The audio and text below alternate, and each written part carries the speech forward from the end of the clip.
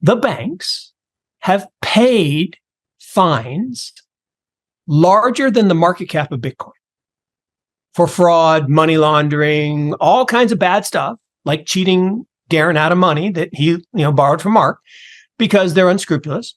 And not all of them, but many of them. And now with triple entry accounting, with blockchain, with a ledger that is permanent, immutable, and not corruptible, we solve that. So the banks are freaking out. They're like, no, we skim $7 trillion a year out of this system. It's 6 to 8% of global GDP goes to the banks for trust, but we can replace trust with truth. Mark Yusko, CEO of Morgan Creek Capital Management, has been vocal about the traditional financial industry's relentless efforts to disrupt and potentially eliminate the cryptocurrency sector. He began voicing these concerns in November, following the collapse of SBF FTX and Alameda Research, suggesting that this collapse was orchestrated to create turmoil within the crypto industry and provide U.S. regulators with grounds for a significant crackdown. Yusko alleges that many crypto-related companies facing financial difficulties during this period were casualties of interference from the traditional banking sector. He contends that this well-established industry is collaborating with U.S. regulators to stifle the cryptocurrency space, ensuring their continued dominance over global wealth. In return, politicians and regulators receive substantial funding, exemplified by significant political contributions from figures like Sam Bankman-Fried. Yusko envisions an endgame to this struggle, one that aligns with the traditional banking sector's goals and grants politicians and regulators comprehensive control over people's finances and investments. He predicts this endgame will come to fruition before 2027, when he anticipates the ongoing assault on the cryptocurrency industry will diminish, leading to reluctant acceptance and respect. Please take a moment to like this video, subscribe to the channel, and don't forget to drop your comment and observations in the comment section below. Thanks and enjoy the video. I used to tell the story about the Medicis. The Medicis invented fractional reserve banking, but they didn't actually. And I always said they borrowed, stole, right? Picasso said, good artists borrow, great artists steal. And they borrowed this idea from some monks. And I didn't actually know who the monks were until I went this summer on a trip to Spain and Portugal. And I learned that the monks that the Medicis borrowed from were the Knights Templar, the Order of Christ, the monks in Portugal.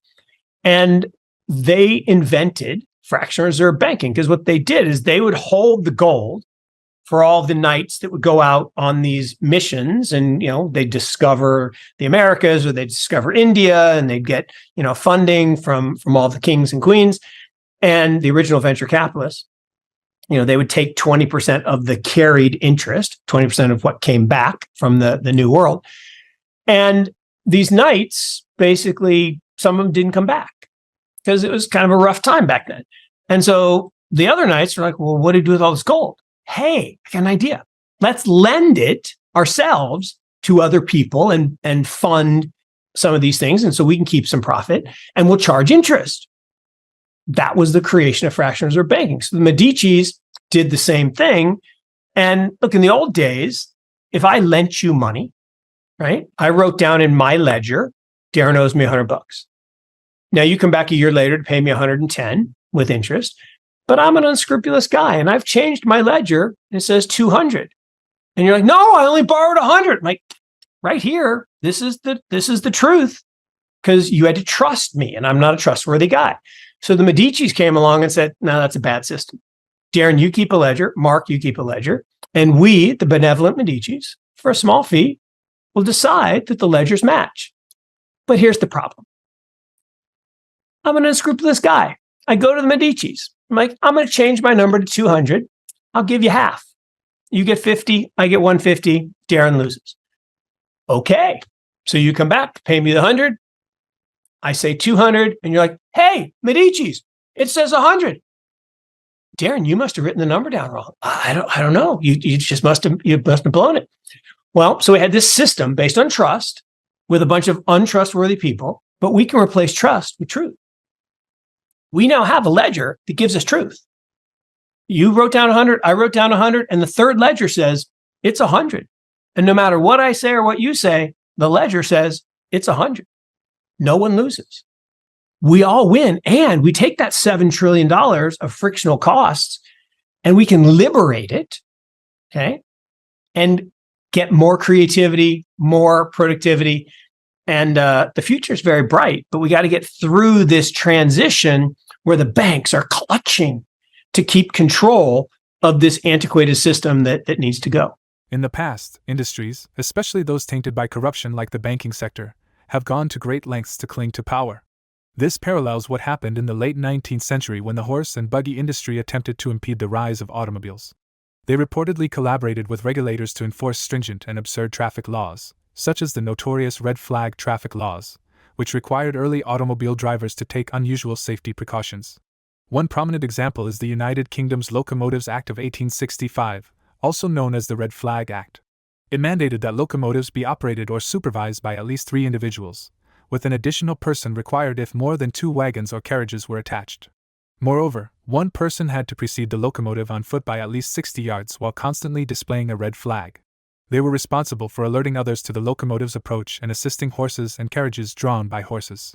These laws endured for over 3 decades before finally being repealed in 1896, marking the horse and buggy industry's admission of defeat. This episode serves as another example of the collusion between industry players and regulators to stifle a less dominant sector. I grew up as the son of a cable entrepreneur. So my dad was early on in cable TV, and he ran a small system in Washington State where we lived, and then bought some systems down in Texas where we moved to. Long story short, there's this guy, John Malone.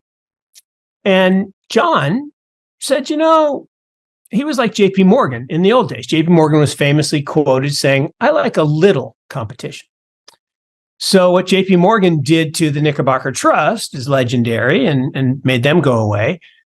John Malone did the same thing. He paid a little something to people in Congress and got them to pass the Cable Re-Regulation Act.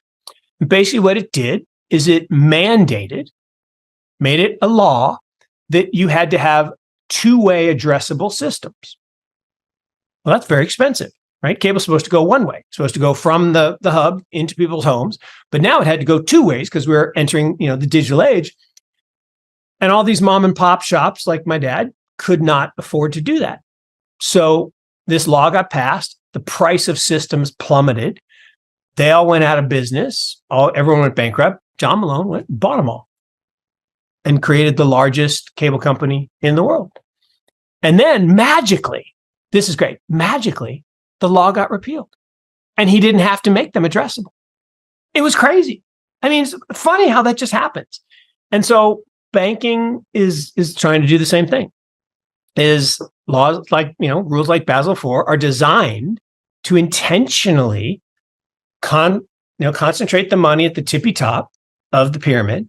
And then I believe they will decree that everybody has to use the CBDC. And look, if that doesn't terrify people, then you're just not paying attention. And if you haven't watched Augustine, whatever his last name is, the head of the BIS, Carstens, talk about what a CBDC actually is, and that, of course, the central bank should control how, when, and if you're allowed to spend your money. It's one of the most chilling minute and 47 seconds you'll ever watch. Recent reports from Fitch Ratings suggest that the U.S. banking industry is facing its own set of challenges. According to a Fitch analyst, the industry is inching closer to another period of turbulence and potential takeovers. Fitch lowered its assessment of the industry's overall health in June, a move that went somewhat unnoticed as it didn't lead to downgrades of specific banks. The Fitch analyst, Chris Wolf, mentioned that another one-notch downgrade of the industry's score, currently at A+, could necessitate a reevaluation of ratings for more than 70 U.S. banks, including major players like JP Morgan, Wells Fargo, Bank of America, and Goldman Sachs. If the industry's rating were to drop to A+, it would be lower than the ratings of some of its top-rated institutions like JP Morgan and Bank of America, which currently hold an A rating. This situation could potentially erode investor confidence in the industry, raising concerns about the possibility of another financial crisis. What are your thoughts on Mark Yusko's interview? Please share your comments in the section below. For more Daily Dose crypto news, check out these 2 awesome videos on your screen. Click now and we will see you on the next video.